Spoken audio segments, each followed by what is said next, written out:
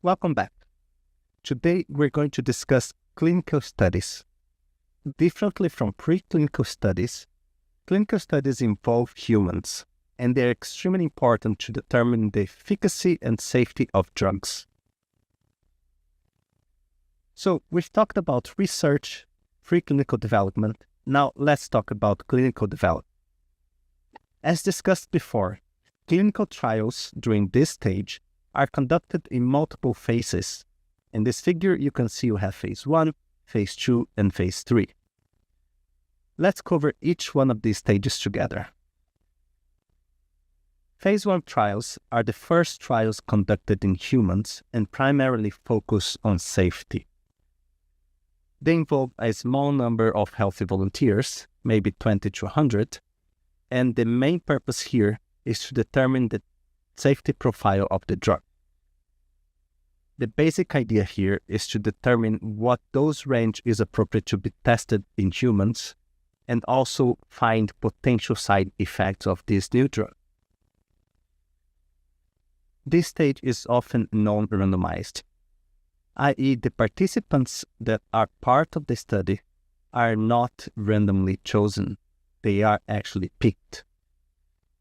This stage is also often non-blind, i.e. the professionals involved in the study know what drug is being given to the patient. Once the drug has been shown to be safe in phase 1, it moves to phase 2 trials, which involve a larger group of patients, maybe around 100 to 300. In this case, the participants have the condition the drug is intended to treat.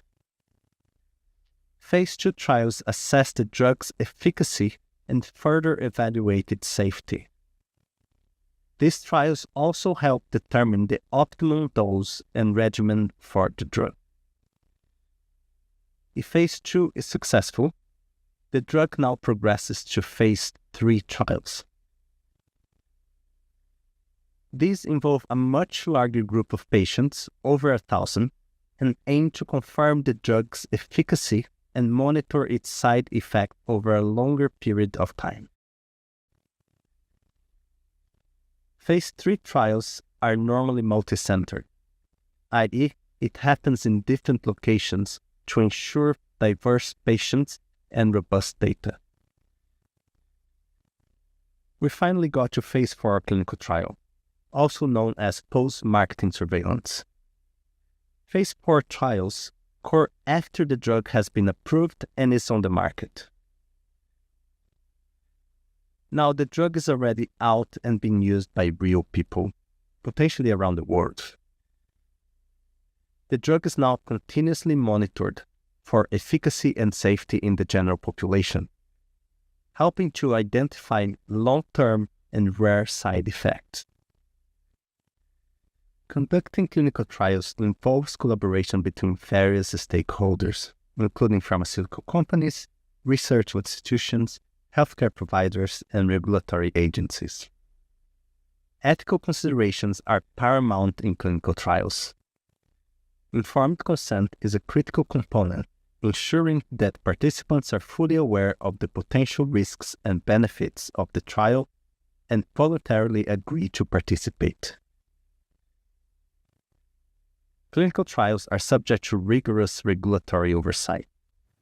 Review boards and ethics committees are responsible for checking, reviewing, and approving every single protocol during clinical trial. The success of clinical trials are essential to bring new drugs to market. However, they're also very costly and time-consuming, as you can see in these graphs. The median cost of a phase 3 trial is over $20 million, and 36% of this is on personnel, as the pie chart on the right shows.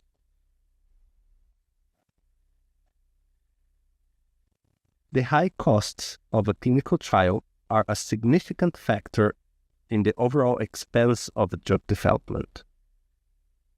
Despite these challenges, clinical trials are indispensable for advancing medical knowledge and improving patient care.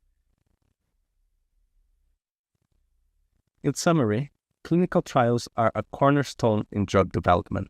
providing evidence of the drug's safety and effectiveness. They involve multiple phases with very strict and rigorous methods and ethical standards.